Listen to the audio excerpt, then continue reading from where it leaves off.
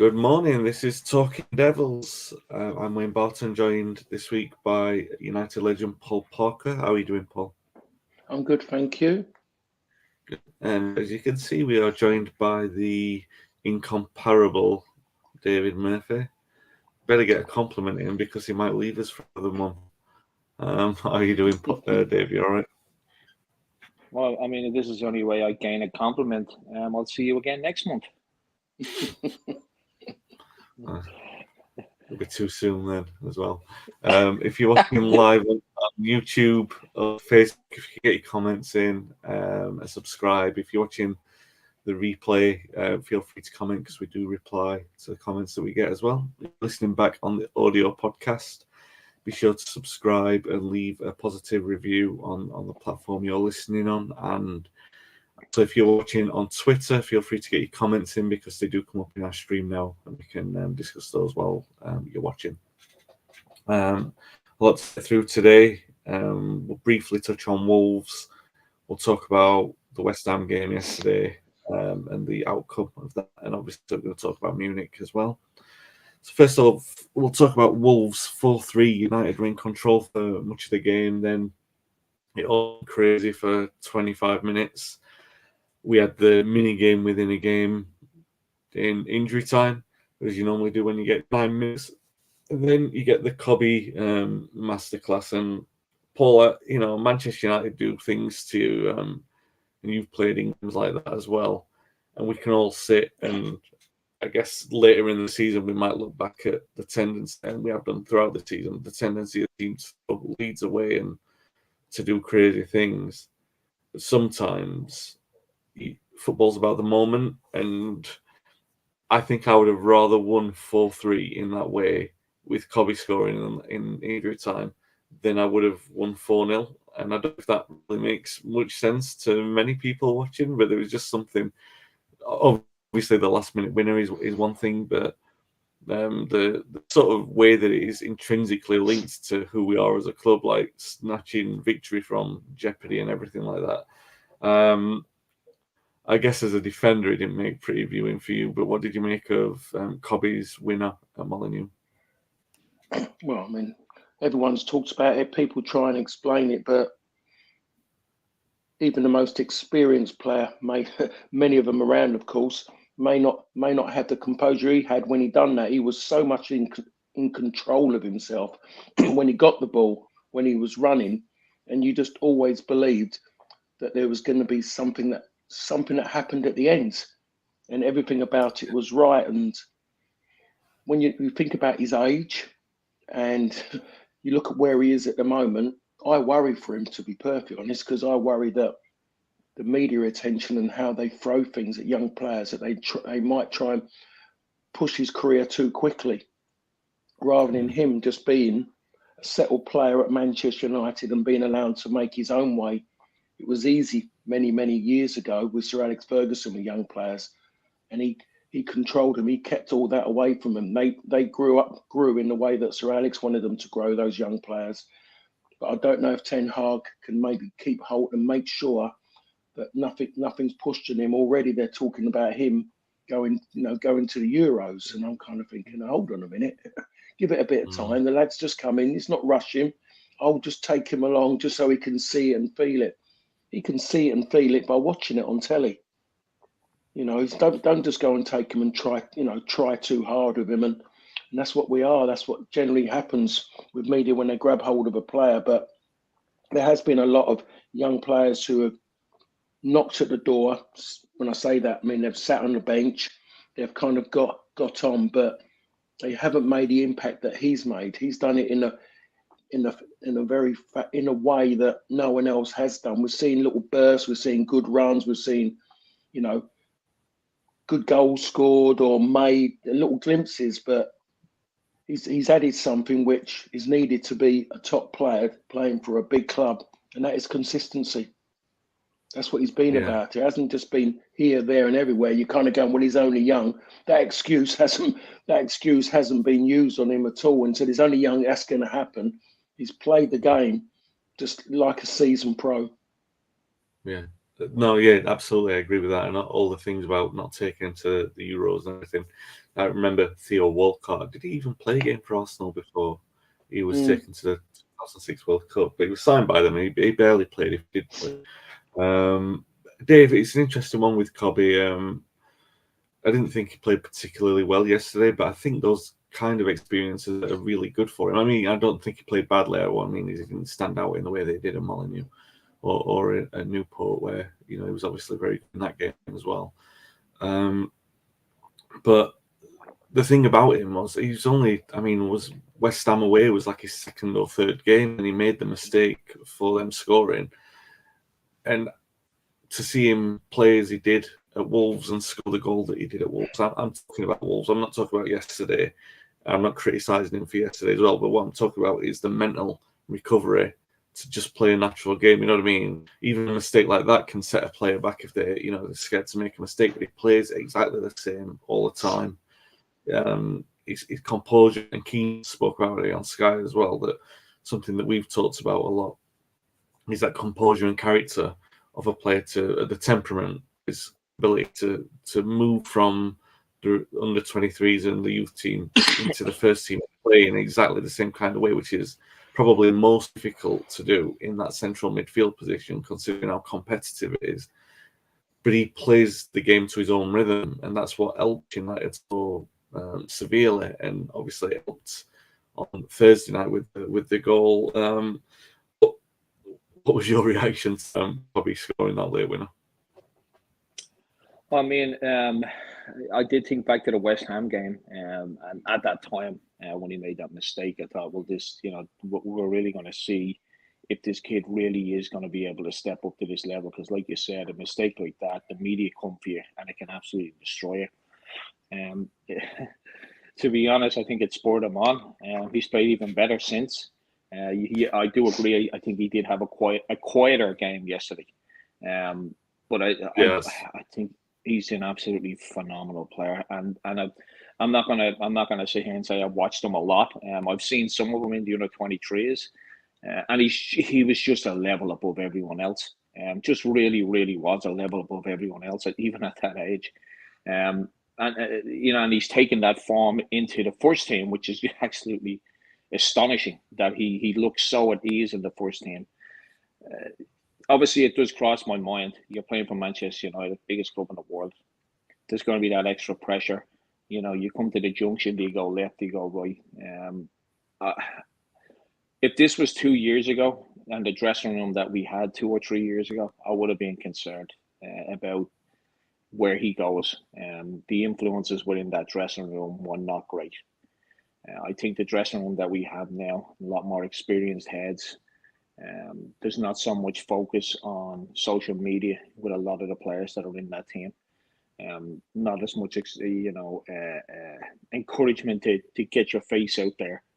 Playing for Manchester United does all that for you. I know we've spoken about this many times down the years and even this past season. And Paul has brought it up a few times. All the rewards come when you play for Manchester United. You don't have to push them. You don't have to force them. Unfortunately, we had a lot of players that in our dressing room the last 4 or 5 years that thought that was the way to get your status out there. But playing for Manchester United is the status enough. He's an absolutely phenomenal player. My only concern for him was, 2 or 3 months ago was, will this team as a team drag him down? Because as a Manchester United fan, I'm over the moon we have him. But as a football fan, I want him to be what I think we all think he's going to be. And in a weird way, I'm thinking and that was like 2 or 3 months ago when we weren't playing our best and the club was really in the doors and he started coming into the team. I'm thinking, I hope this isn't a player that we ruin, because he's absolutely phenomenal. And I mean that in the way that we have had players that were on that edge, and for one reason or another, they never took it on. We all know the problems that we're having right now at the club with the team and then the off-field issues. As a football fan, my concern was that he was going to end up just drifting away because of the circumstances around him with the team. But winning is the best remedy for that. And he's been absolutely phenomenal. And since Casemiro's come back into the team, he's actually, I believe he's taken another step up. He really has. It's so important to have Casemiro in there with him. But an absolutely phenomenal player. I'm going to disagree about the Euros. I want to see him at the Euros. I really do. I think Wayne Rooney went to either the World Cup, excuse my ignorance, but the World Cup or the Euros at a very, very young age. Michael Owen the same, it didn't do them any harm. But that midfield that England would have of him, Bellingham and Rice, I mean, Paul, you're an English international. Wayne, you're English as well. Would you not be excited to see that at the Euros? I mean, what a midfield. Me as an Irish supporter, I don't want to see it, but No, but you want something to celebrate there because your national team haven't made it, have they? But we did it a long time ago. Just my little bit on it. When you mention Wayne and you mention Michael Owen, think of how many games they had behind them. They weren't just hot off the press then.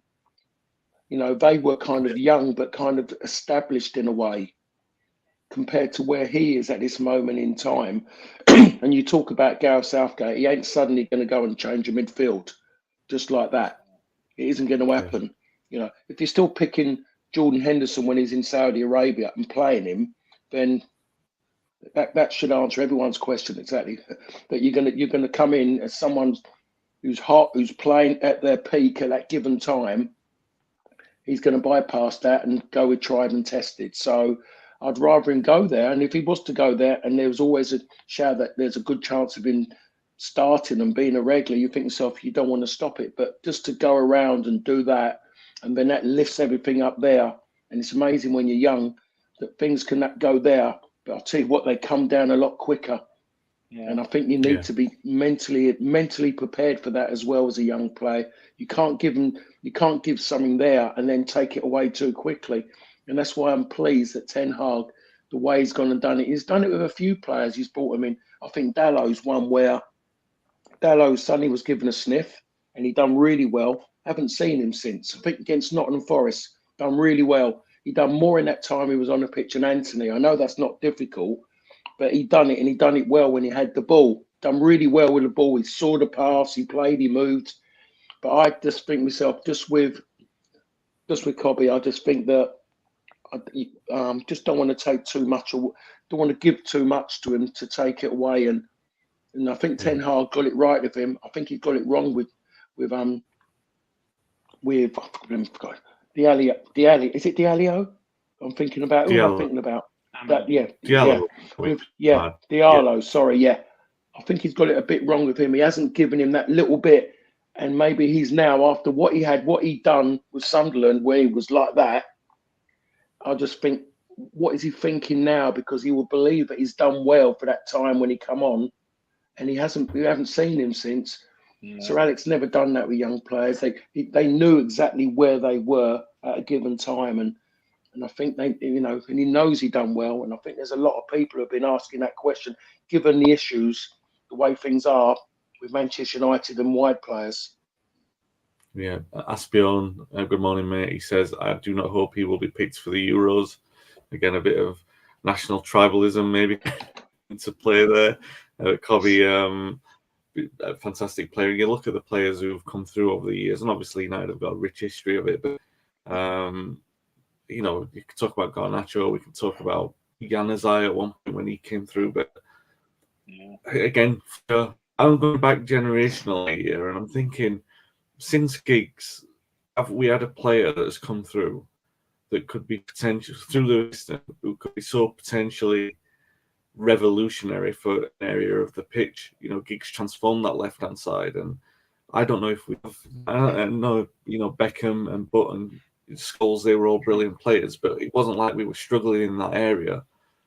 We were struggling in areas before Giggs came along, and I know Sharp was brilliant, but I mean, Giggs obviously went to another level, and this is what I think about Cobby. I think we're looking at a player who, regardless of whether he does go to the Euros or not, maybe it is a good or bad thing for United. I need to hope that if he does go, it's a good thing.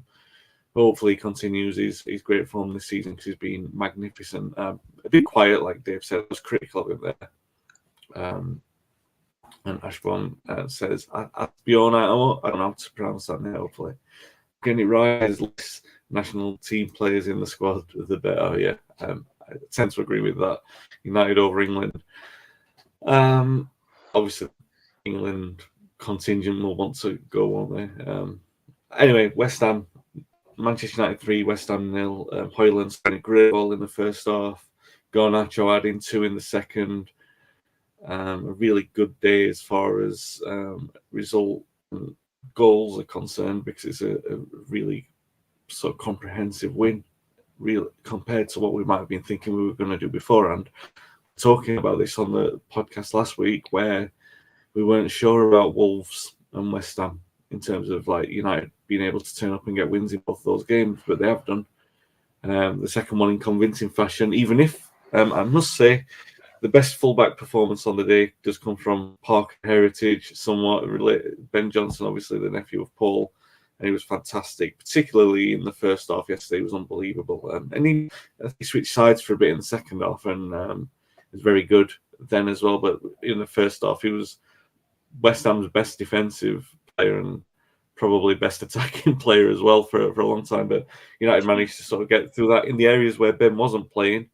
Højlund scores a great goal, moves it onto his right foot and gets it away, and then Garnacho, the first is deflected, but a good move, and the second goal kills the game off.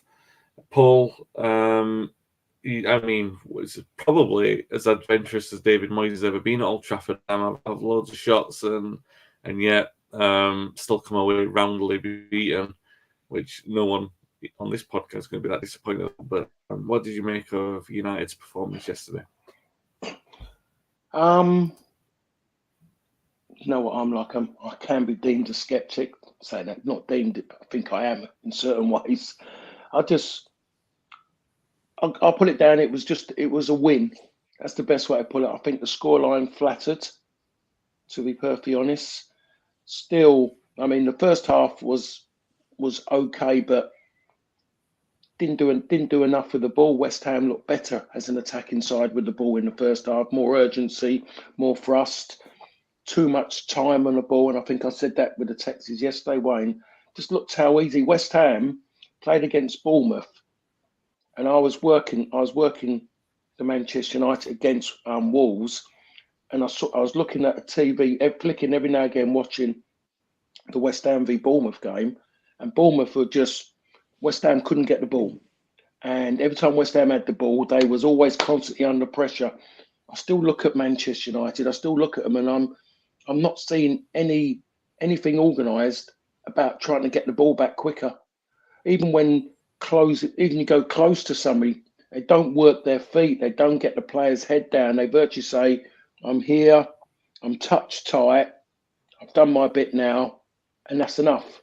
Instead of saying, am I going to get the ball? Or I'm just going to get his head down and get him in a fuddle, and so someone can nick it off his toe, or he'll give a bad pass because I'm working him too hard. They don't even do that.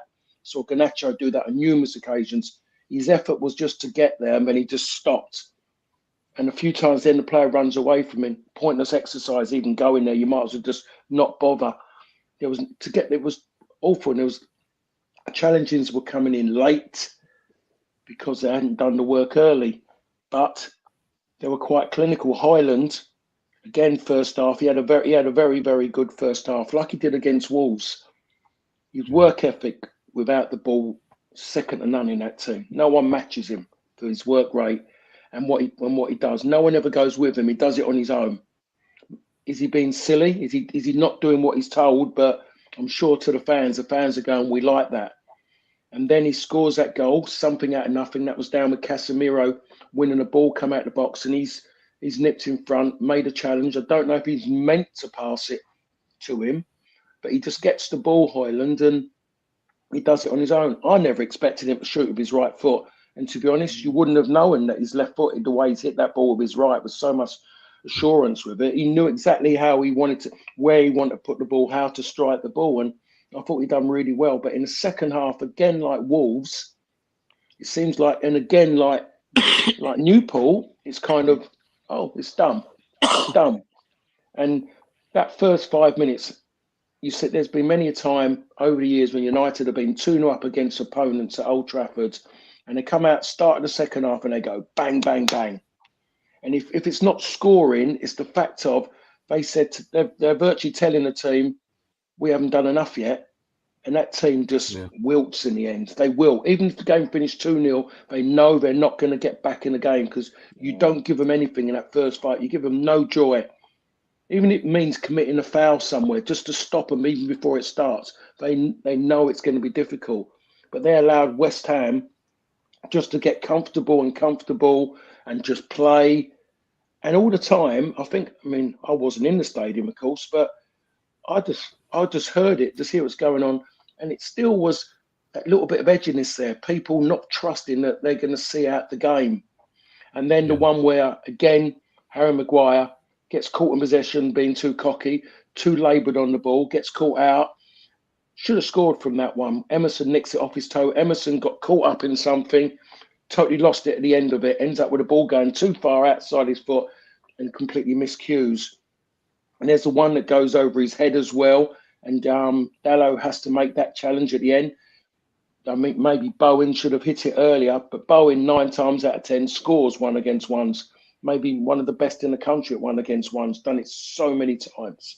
So it still wasn't right. Even though they've won 3-0, it still wasn't right. But as I said at the start of this, I'm a sceptic. But I just want Manchester United to win games and say they were the better team from start to finish. I was at my mate's 60th birthday party last night. I've had to go there to like 100 odd people where 90 of them are West Ham fans. So you can imagine that. And they were all virtually saying we wasn't good, he said. But he goes, but Manchester United weren't 3 goals better. And all I can do is shrug my shoulders. That's all I could, because they were right, Wayne. They were right. It wasn't, but we have to remember as well, it's great that United have gone and scored in 2 games. They've gone and scored 7 goals. They have conceded 4, but got to remember who they played against and the timing of things. And they have to be better. Than what they were yesterday, to be perfectly honest. It's great they got the 7 points. It gets them that bit closer, and they can a little smell maybe they might be able to make Champions League football. Yeah, might be able to do it. Well, yeah, there's a lot going on that with different things which we'll come to in a moment. Talk about Martinez a little bit later, but I want to come to first of all Patrick's comments, and I'll come to by the way, 60th birthday, Paul. I'm pretty sure I'm all right. I'm in a safe zone here, particularly because I'm hundreds of miles away from both of you. But don't you both have landmark birthdays this year where you're entering new decades? I'm pretty sure you do. I'm all right. I'm so young by comparison. But I know you guys' birthdays. Don't worry about that. Don't worry about that at all. Okay. I'm just hoping we can stay in February as long as possible instead of being 29 days, which is a leap year. I want it to jump even further. The leap. I want it to go to maybe 100 days in February. I don't want to go anywhere near April. It might feel like it if United get all those injuries. Like December felt like it was 50 days, didn't it? Patrick says, "Morning, gents. 2 Premier League wins in a disclaimer. I'm going to lay my cards on the table. Hope Kobbie Mainoo opts for Ghana over England. Good for Ghana, bad for United with the African Cup of Nations every. Please don't need that." He agrees with Paul or the West Ham game. Happy with the result, but we're still giving the opposition too many chances for a big side. I only felt comfortable with the 3rd goal. When will we control a match? Dave, I do think it was controlled. I don't think we were ever in any danger. I didn't feel like there was a moment where Ward-Prowse had the free kick just before Højlund scored, but I didn't really feel like we were ever in danger of losing it. Once we did score, I felt like a David Moyes team, that if they're going to be adventurous and didn't really have a lot of goals going up, like Kudus obviously caused us problems down there, but didn't think he was quite at it yesterday. So I wasn't worried once we'd scored the 1st goal. It was just about getting that 2nd one. So it was as controlled as I like to see, really, like a routine 3-0 win. And yesterday I had a lot of shots, but nothing really, apart from the one where Maguire had his moment, but Emerson didn't take advantage of it. I didn't really feel unduly threatened by West Ham. But there is a prevailing point what Paul and Patrick took, which is fair, is that United aren't clinical enough, and there was something in that performance yesterday, particularly because he's a young guy, and Garnacho was obviously younger than him. And they were the ones who scored the goal. It reminded me a lot of United in the 2005-06 season, where you've got inconsistency of Rooney and Ronaldo, and sometimes we wouldn't kill teams off. Sometimes it would look like someone's there for a hiding. Sometimes they might not score at all when you've got all these players who are of different experiences around which a squad who's still in transition and some fine tuning. Then I'm not saying we're one season away from a championship challenging side, but it feels like the development of the side is close to that same area as long as all the players fit. And I don't mind watching that. I think it's nice to watch Cobby, like, even if they mistake Garnacho making the wrong decision and stuff like that, because you know that sooner or later, with the trajectory that these players are on, the penny will drop, and they can't be Ronaldo at his peak for every single season. You've got to enjoy part of that development, and as long as we win games like yesterday, there was a lot to enjoy from it as well. Yeah, I think because of the way a lot of games have gone this season when we've gone 1-2-0 up, and we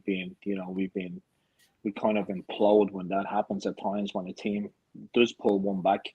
There's that old quip of, the most dangerous scoreline to have is 2-0. And we've been a victim of that many times this season. I mean, we look at Newport, we look at Wolves. It was only when we got the 3-0 that I was thinking, okay, we may win this game. I didn't think we played particularly well.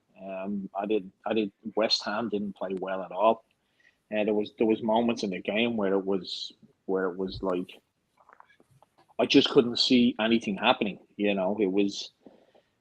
wasn't a very high pressured game, if I'm being honest. We know what David Moyes brings. That's the type of football he brings. I think if he had been a little bit more adventurous, they may have caused us a lot more problems. They did have their chances. But I think there's a couple of factors that roll in there, especially this season as United, as watching United, even at 2-0 up. I'm not convinced by our goalkeeper. I think Harry Maguire always has a couple of mistakes in him. He proved that again yesterday.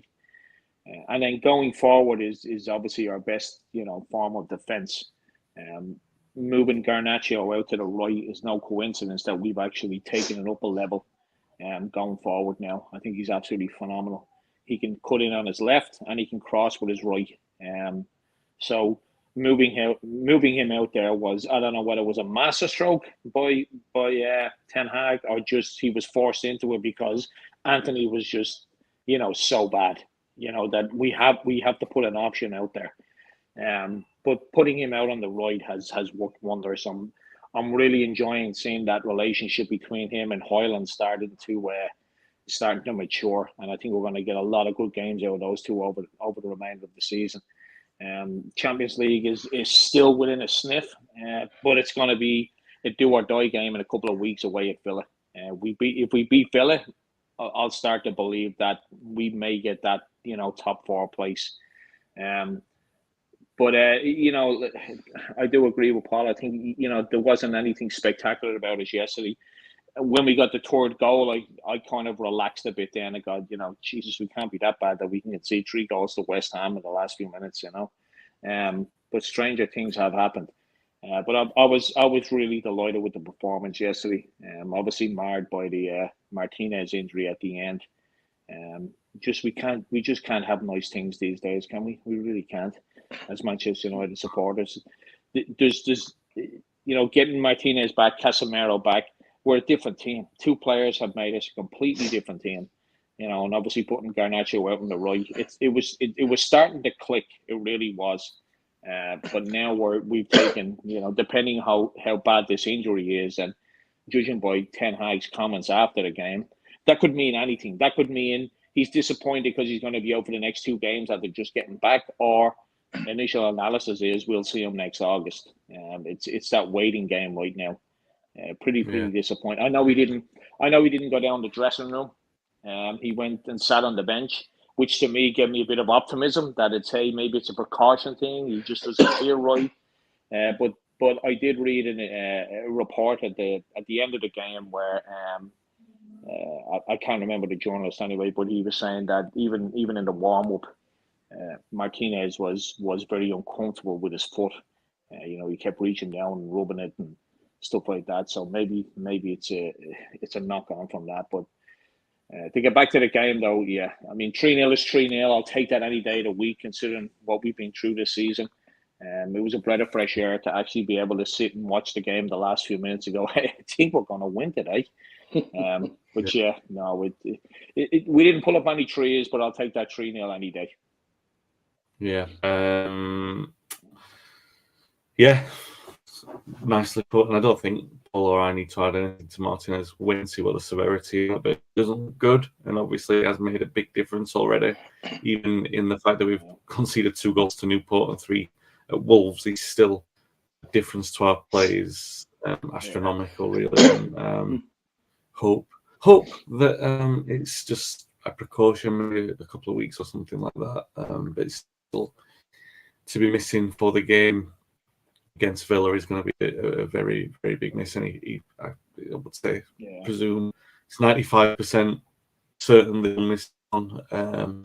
Anyway, obviously tomorrow is the 66th anniversary of Munich Air Disaster. As always, try pay a little tribute on the podcast. We are going to preview the Villa game in a moment, but we'll talk about Munich first. The darkest in the club's history, of course. Team had played a European Cup quarter-final second leg game in Belgrade against Red Star. Drew 3 to go through 5-4 on aggregate to the semi-final where they would meet AC Milan. And they had a fairly good chance of probably beating them. Because the tie was fairly evenly contested at Old Trafford, to be fair, before the eventual defeat in Milan. With a scratch side, it has to be said. The disaster claimed the lives of players, 3 club officials, and other casualties as well, journalists and civilians. It's just an awful tragedy, and also. On top of the deaths, there were casualties such as Matt Busby was read the last couple of times. 2 players, Jackie Blanchflower and Johnny Berry, never played again. The injuries were so severe. Eddie Coleman, Liam Whelan, Tommy Taylor, David Pegg, Roger Byrne, Jeff Bent, Mark Jones, Duncan Edwards, Krieger, Bert Wally, and Tom Curry. And you can look on the website, Talk of the Devils. You can look on any website, like Wikipedia's now got loads of information about it. United website as well. There's loads of information there to tell you about the unique contributions of all of those individuals. I mean, like Walter Creekman, a person who rarely gets mentioned, was so fundamental to the identity of who we are as a football club. And around this time of year, obviously, it doesn't hurt anyone to educate themselves on the disaster because of the history, and deepens your connection to the club. Everything that you learn always does. Paul, you growing up, you would have been aware of the disaster. You watched United in the 70s. I know we've talked before, and you were a big fan of United in the late 70s, the Tommy Docherty side, which was the first great post-Busby side, and they played with a little of the Busby panache as well. United were still trying to reclaim their identity, really, and you joined the United team who hadn't won a league for a quarter of a century. The ghosts of all those people were still there. All right, they'd won it in the 60s, but it's still very much who were dealing with the aftermath of Munich. I think it's like 35 years when you won the title, which was after the disaster. How does your perception of the disaster change from when you're outside to when you're inside? You spend, by the time of the first time you on that 35th anniversary, which was 1993, you would have spent a year and a half at the club. So how does it affect you? How differently do you see it once you're inside? Oh, you see it well, you get the ringside seat, really. I mean, you're definitely aware of it as a player, because it always, when I was playing against United, you was always aware about it. But once you was inside, then you suddenly realise that you're a part of it. To be perfectly honest, and everything about you had to prepare for that, and what went with it. And I always still talk about that first game, when I played as Everton, and it was just an eerie feeling in it. And again, I said this a few times, and one of my good mates in football is Ian Snowden, and he said after game, we won the game 1-0. I don't think Everton had a shot at goal, but he virtually he just laughed afterwards, just in the lounge after, and he just kind of laughed in a way and said, we was too scared even to think about trying to win. That's what he said. That's the way he felt, and way Everton felt about it, because of the feeling about it. Everything was kind of geared up for us to go and win that game, and Everton got caught up in it. I mean, if there's a way of winning the league, let's do that regular. I think really have a day like that, a day of remembrance every weekend. Manchester United are at home, but it was for me a feeling like that, and it does grab even now. Now I'm not a Manchester United player. I'm just someone who's still in love with the club and always think about it. And it's when it comes round, there's a lot of other things you remember as well surrounding that as well, and the people who you would see around the ground, people who were maybe only kids when that happened, or they had family had involvement somewhere, and those people are still around the ground now, maybe a different generation, but it's still there, ingrained in everybody, and it never be forgotten. And now, even when I go back, and the fact of you walk down the Munich tunnel, I think that's lovely. I just remember it as just the bit underneath with the director's entrance there, but there's a lot more to it now, and it is it's a great day, and it'll be a great occasion again. Yeah, it's the game you were talking about was the Sir Mark game, wasn't it? After the Everton game, it was close to the Munich disaster as well. But yeah, the Busby day was, apart from the Sheffield Wednesday game, which immediately followed Munich. I can't think that there would have been a more emotional pair of games in the club's history at Old Trafford, really. But yeah, I mean, yesterday was nice. The club marked it as sympathetically as always. It's a weird one for you and I, where I know I joked about your age earlier, but still both too young to have lived through any of it. We're through the generation after it as well. Maybe through the people that you and I have talked to over the years, maybe we feel like not a connection or anything, but you feel a little bit closer to it because you talked to people who've had connections to it, and it does. It's a strange thing, because everything you learn about anything really is something that's bound to strengthen your connection to it. But when it's like your football club and you've already got an emotional connection to it anyway, to have that on top of it is really compounding. And as a supporter, I don't know. It's a really weird thing, isn't it? I really don't know what I'm trying to say myself. But what are your sort of feelings around Munich, considering that we're a second generation passed from it? Yeah, I mean, it's it's always a very somber time of year, and it's probably one of the fixtures that I do normally look out for when the fixtures get released, is what games are in around the Munich Air Disaster. And I'm always glad when we're actually playing at home right before it. So there's always that little bit of extra, I won't say effort, but respect shown. We've had many opposition teams come to Old Trafford around that time, and have behaved impeccable during the minute silence. But it's funny that I was actually I was luckily, or I don't know, unfortunate, whatever we want to call it, to be actually at that Everton game after Busby died. And I mean, I get tingles down my spine just even thinking about it when that bagpiper came out, and whole emotion around that game, and we were absolutely fantastic that day. We really were. The 1-0 scoreline flattered Everton, but it's quite funny to hear, Paul's story, that saying that Everton were just, they just were too terrified to even win. It kind of fits in all right that there wasn't a lot of effort from Everton that day, and I just naturally assumed it was because Manchester United were playing so well that day. I stood in the terrace behind the scoreboard end, and I mean the emotion of that day was absolutely. I'll never experience anything like that again. From a somber emotion. Obviously, '99 was a different emotion, but that game itself was just. Yeah. It take and I know it was because Sir Matt had died, but it really wasn't all just about Sir Matt passing. It was also a connection with Munich as well because of Sir Matt, and I think that made it that much more of an emotional day. But Munich, what we got to do as well is we got to applaud as well the way Manchester United handle these things.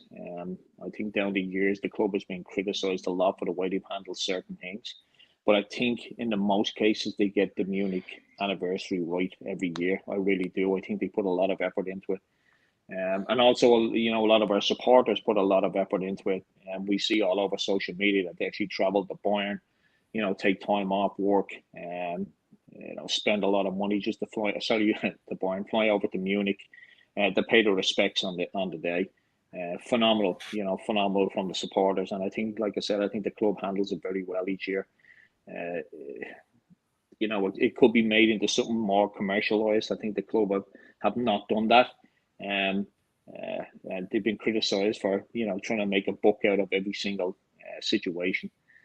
But I do like the way the club do handle it every year, and like I said, it's one of the first fixtures, aside of Liverpool City games that I look out for, when the fixtures come out, and I always enjoy it when it's a home game, a couple of days, or even on the actual day. So, but I mean, we built this club took an extra level when that happened. We can't deny that. We became a global name, so.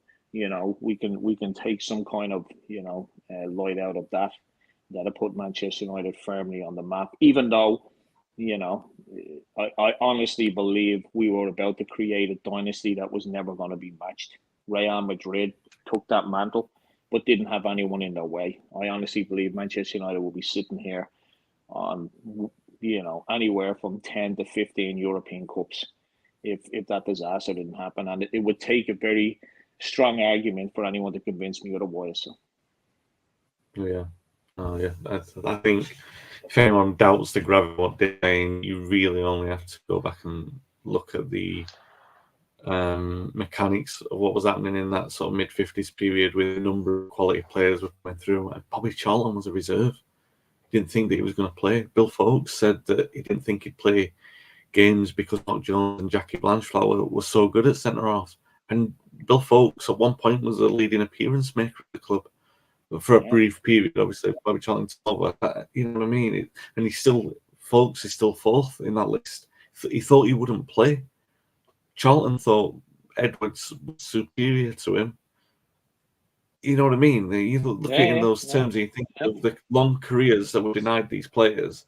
Like they racked up, like let's say they all racked up Bobby Charlton numbers, 750 games, which isn't beyond the realm of imagination. The loss is so profound, and we can talk about the playing side of it, but the human side of it as well. The scars, like Paul was saying, the survivors would have lived with and seen them around the club and knowing how much they loved the club and the dignity that they had. And I imagine playing in that era.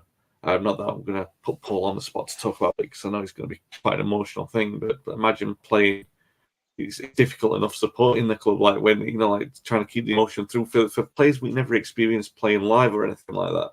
But feeling that being a player around the survivors and then having to put on a performance that around that time and things like that. It's incomprehensible, really, and the loss is just tragic. But when there is loss, I do want to say this: always something that you should take away from that, and that's what they gave while they were there. And what they gave the club was its identity, really, and the Jimmy Murphy story of what he did afterwards and everything like that. But everything really was crystallised in what the Babes contributed, and the message and the standard that the club have lived up to ever since. And that's a good thing to have. It's a very good thing to have. And, you know, as a supporter removed from it, I'm very proud that we've got that.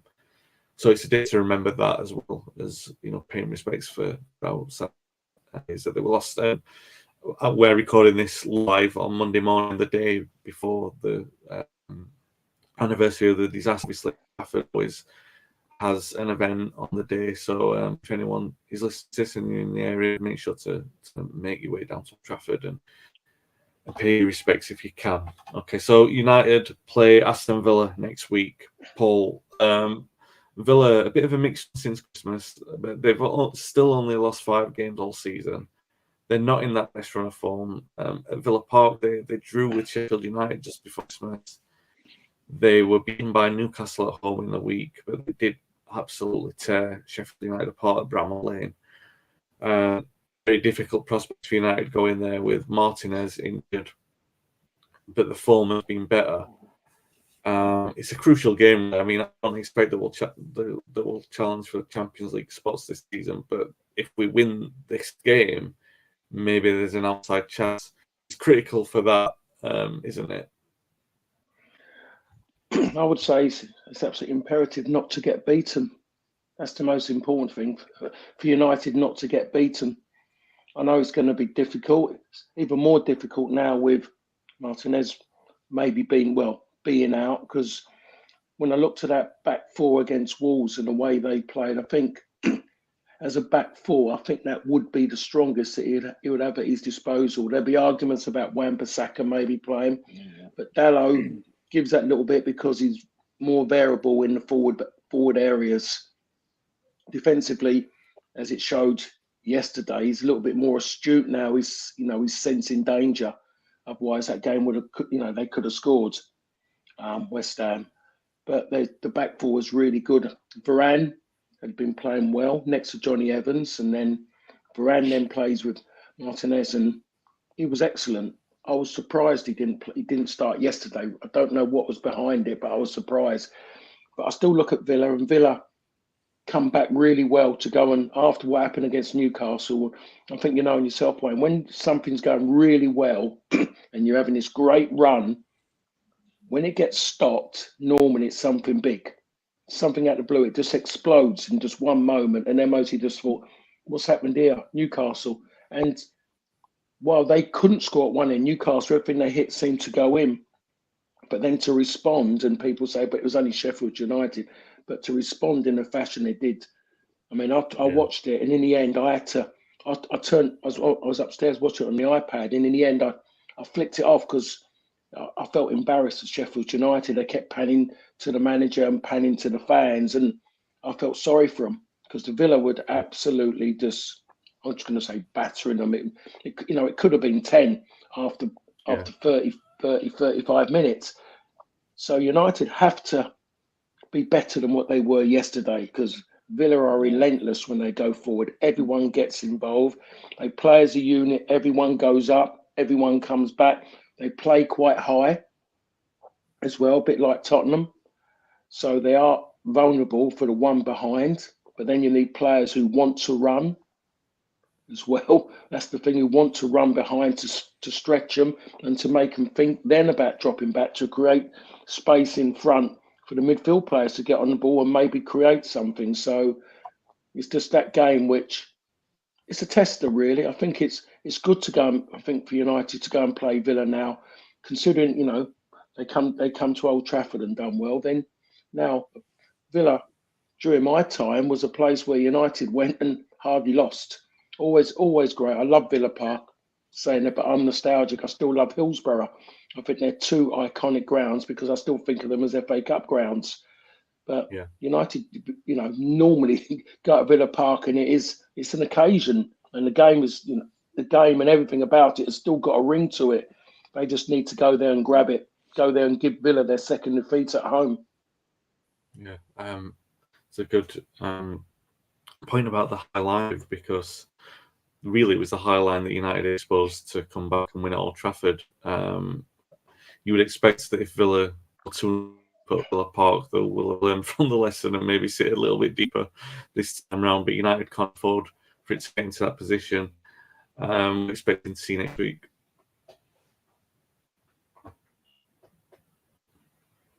Dave? So you cut off at the end there, Wayne. Yeah. Yeah. Oh, right. Okay. What are you expecting to see at Villa Park next week? Yeah, it's going to be. I mean, it's on the back of 2 wins for United. We are going in there pretty confident, and this is going to be a good test. And as I said earlier on, if we want to, we have a sniff of that, top 4. We got to go to Villa, and at a minimum, as Paul said, we can't lose. We just can't lose. There's such a tight group around that. 4th, 5th, 6th, 7th. It's so tight that 1 minute you could be in with a chance, and then the next year you're looking at hopefully not getting into the Europa League. So it's going to be a very tough place to go.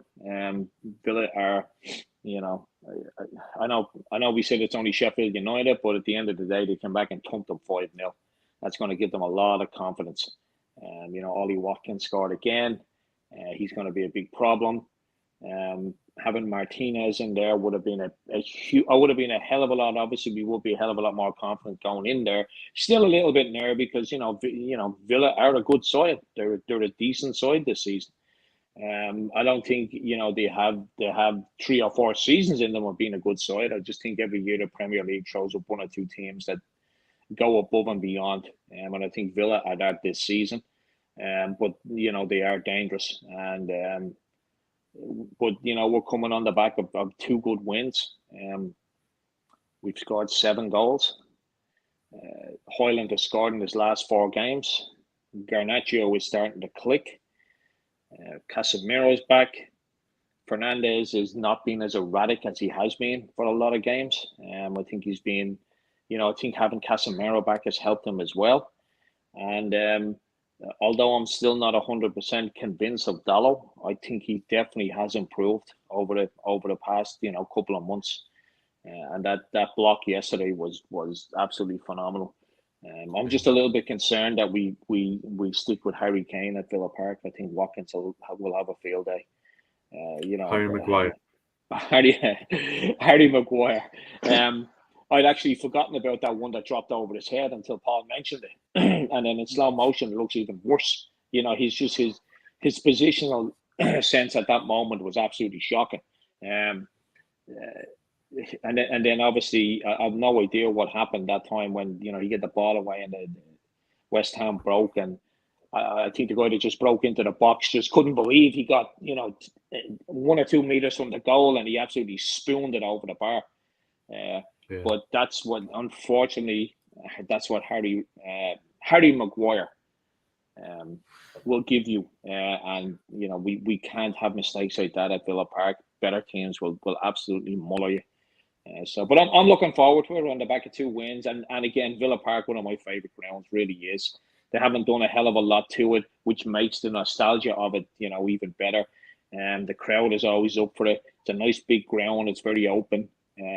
But yeah, I'm sure as a player, it's better to be playing at a stadium like that than it is at somewhere like the Emirates, brand new, spanking clean. But yeah, I'm looking forward to the game. Probably from behind the sofa, to be honest, because I have a Villa fan as a friend of a friend, and I bet him at the start of the season €50 that United would be so far ahead of Villa that we wouldn't be able to see them. Kind of regretting that now. So yeah, it's interesting. It'll be a good game though. But United are on form. Villa, coming on the back of a very, very good win. Anytime you score 5 goals, it's a good win regardless of who you're playing against. So it's going to be an interesting game. Yeah, interesting is one word for it. Never dull with United at the moment. Hope. No. I'm hoping for the miracle of Martinez being fit, but yeah, it's going to be with Harry Kane or Harry Maguire in United's defence. And I don't know. I wouldn't recommend watching Harry Maguire in slow because you'd think your TV's broken. I bet you there's a podcast on. I bet you there's a podcast on somewhere in Germany where a Bayern Munich fan is praising Harry Maguire for scoring the weekend. So, I'll take that. Yeah, I'm sure there's not. Yeah, that's it for this week, guys. We'll be back next week to talk about the Villa game, and I think Luton will game will be previewing as well. So hopefully we're talking about a good United win at Villa Park, and Martinez man of the match display. Harry Maguire man of the match display will do me as long as we win. But we'll be back next week to talk about it. If you enjoy, if you can leave us a review on the podcast provider that you're listening through, and if you've enjoyed the podcast on YouTube, if you can subscribe, share on the platforms, on your socials, that would be something that we really appreciate. Thanks a lot for your time, guys. Stay safe, stay well. We will be back next week.